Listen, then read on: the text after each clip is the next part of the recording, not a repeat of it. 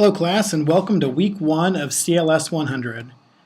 This week the topic that we'll look at is the topic of change, and we'll be looking at the material from chapter 1 of your textbook. When you look at this class, one of the things that we're trying to do is we're trying to help you build transferable skills that will allow you to adapt to a variety of situations and be successful in the world regardless of your specific job skills. And so when we look at Chapter 1, a lot of what we'll focus on is what those skills are and some strategies for being successful in life. And so what we'll start with is we'll start by looking at some of the things that employers want.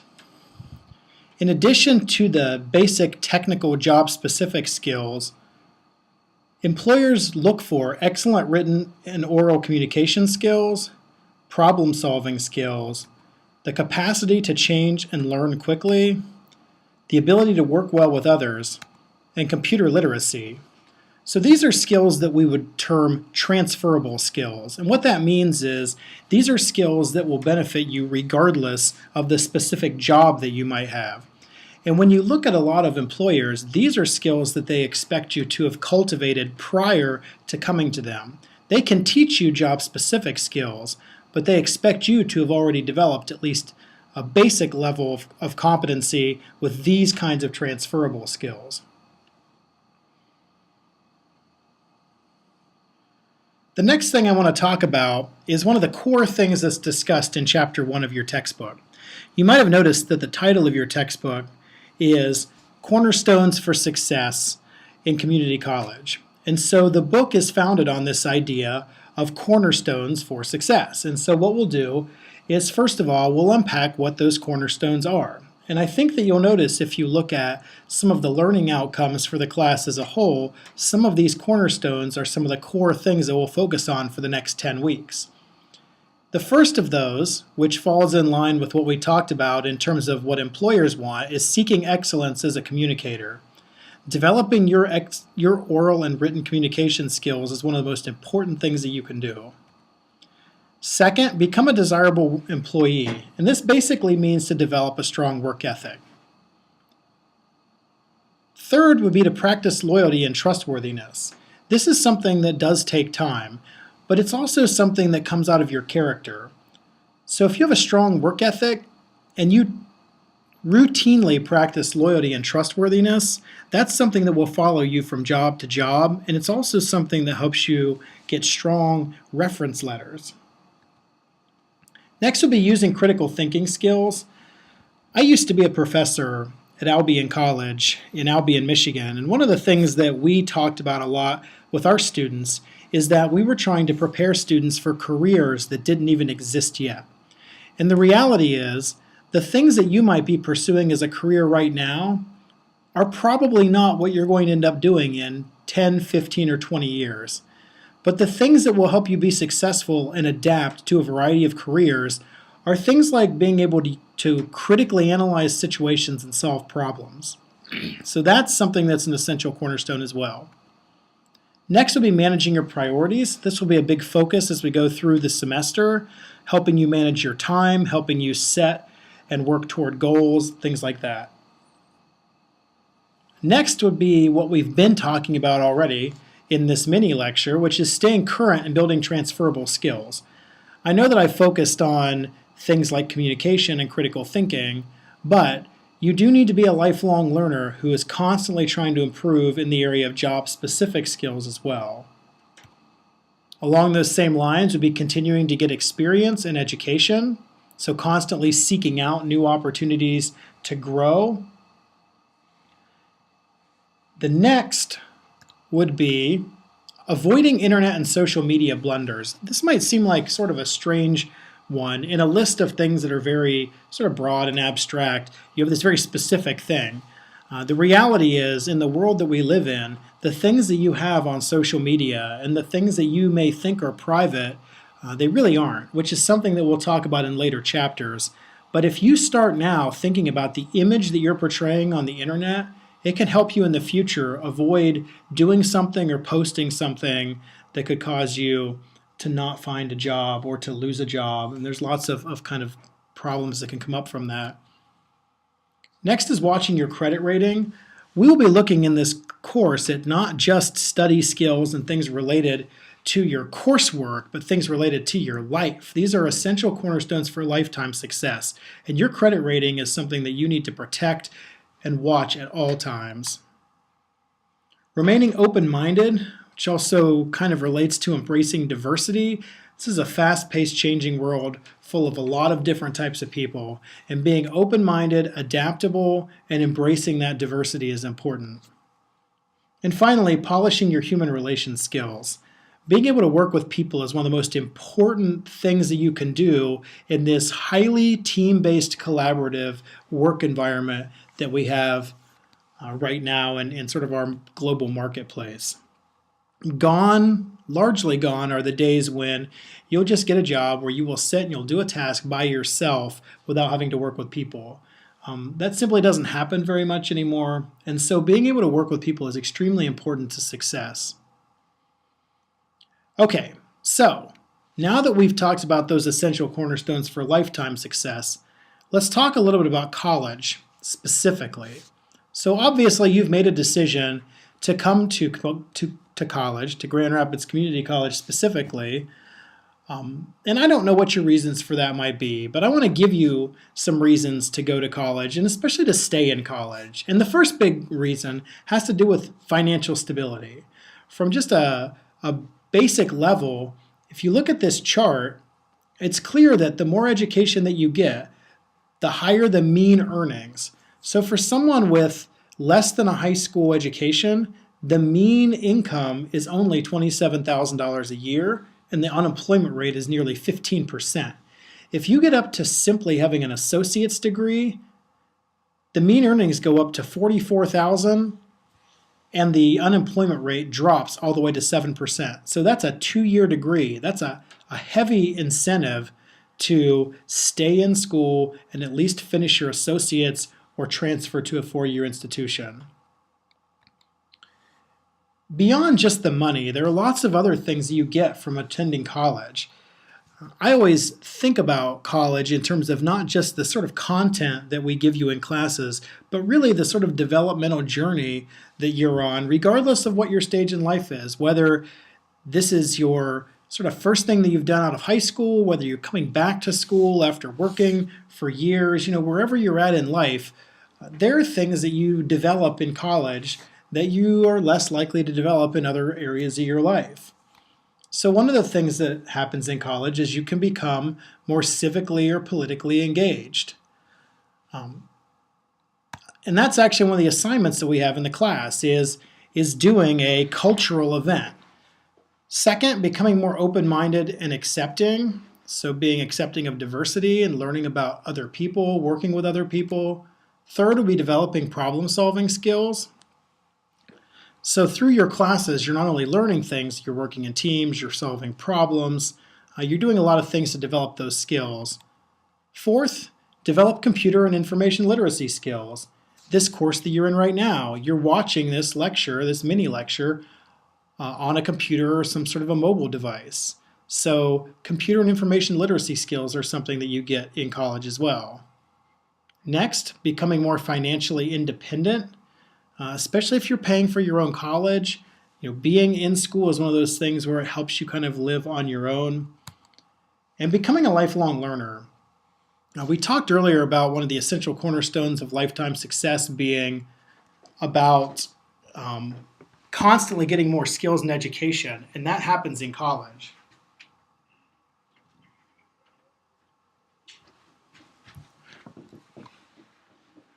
Okay. So the next thing we want to talk about is creating success through positive change. Change is the sort of topic that we'll look at in this particular chapter. And so we want to talk a little bit about what change looks like. So first of all, understand that change is a skill. It's something you must learn. Some people have the idea that change is simply something that happens to them. But the reality is that change is something that you have to learn, and it's something that you have to learn how to navigate. Second, it's oftentimes something that takes time. And that's not to say that there aren't changes that will happen in your life that occur very quickly, that you have to adapt to. But for the most part, change is something that we need to learn and that takes time. And often it's something that requires an attitude adjustment. Going to college for whatever reason, you're here, it's probably a change from whatever you were doing before. And you need to change your attitude, you need to take some time, and you need to learn the skill. Also, change is something that demands action. In order to change, you can't just change the way you think. Change inherently involves changing the things that you do. Change is also about working towards something and not running away from something.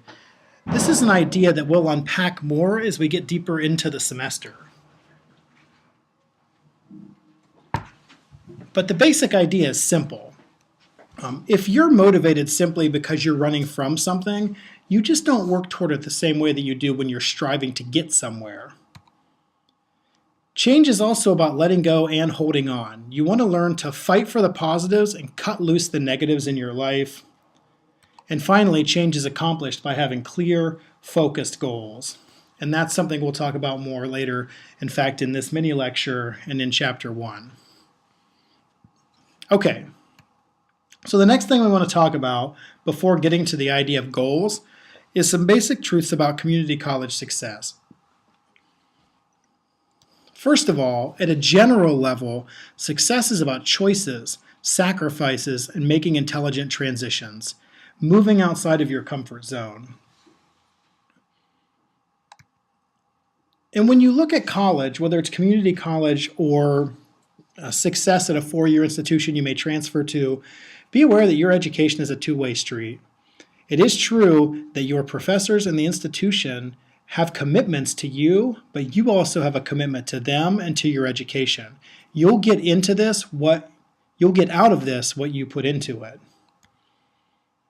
Along those same kind of lines, you're in charge here. It's all about self-motivation and self-responsibility. And we'll try to work on that as we go through this semester. Becoming responsible for yourself, becoming internally motivated, setting goals, which also goes along with self-management. So self-management will be your key to success. I don't know where you're at in your educational journey, but if this is your first stop out of high school, one of the things you learn pretty quickly is that college is not high school. Even if you're still living at home, it's a very different kind of schedule. Oftentimes you'll be out living on your own for the first time.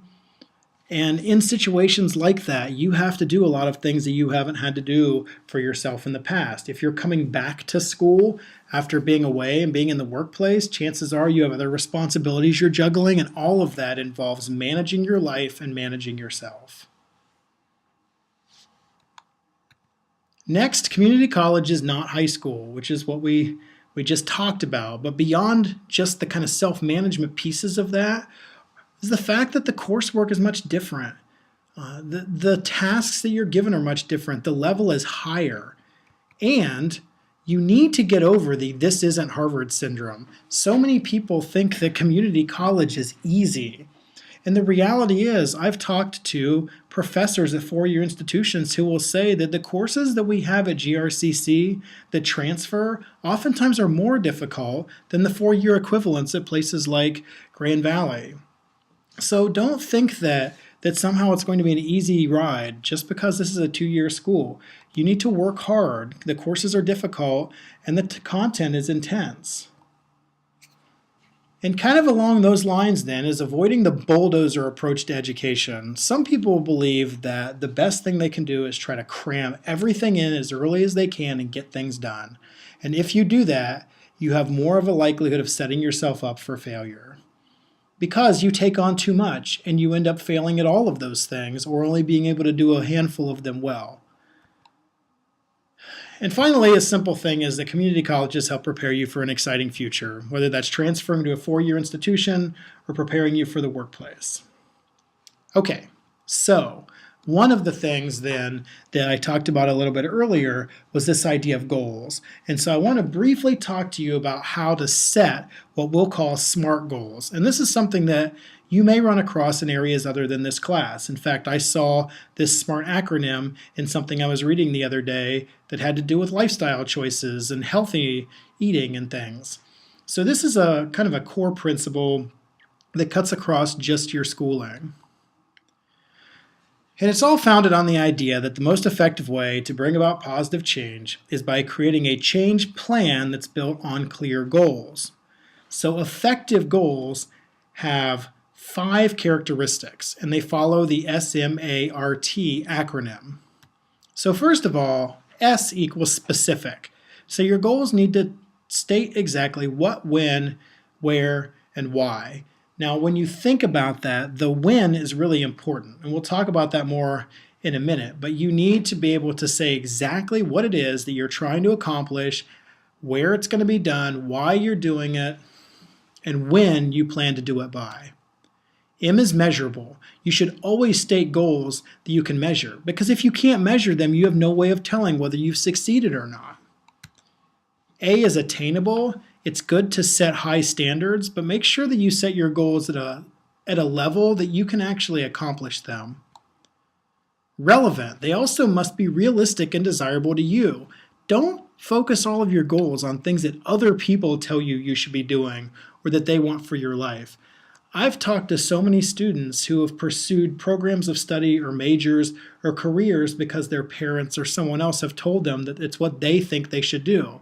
And those are the students that tend to struggle because they're not pursuing something they're passionate about. So set goals that are actually relevant to what you want. And finally, time-bound. Your goals need to have some time limit on them. If you don't do that, it's the same thing with the measurable piece. If you don't have a time limit and you don't have a measurement, then it's very hard to accomplish the goals because you either don't know when you finish them, or you kind of give yourself this really long time period and you never really have a clear plan for how it's going to get done. So in order to write these SMART goals, and this is something I would encourage you to do, is to write some SMART goals yourself. Well-written goals should include a goal statement with a target date, some specific action steps, a narrative statement of what the goal will mean to you, which is kind of the why, an I deserve it statement that gives 2 reasons you deserve the goal, and then finally a signature. So there's actually something to be said for writing your goals out and posting them somewhere where you can see them. It's sort of a personal commitment to yourself and a reminder that this is something that you've said you're going to do. All right, so I've written an example goal for you that's related to this class that I think will give you kind of a sense of what these goals should look like. So here's an example that's written with all of our characteristics.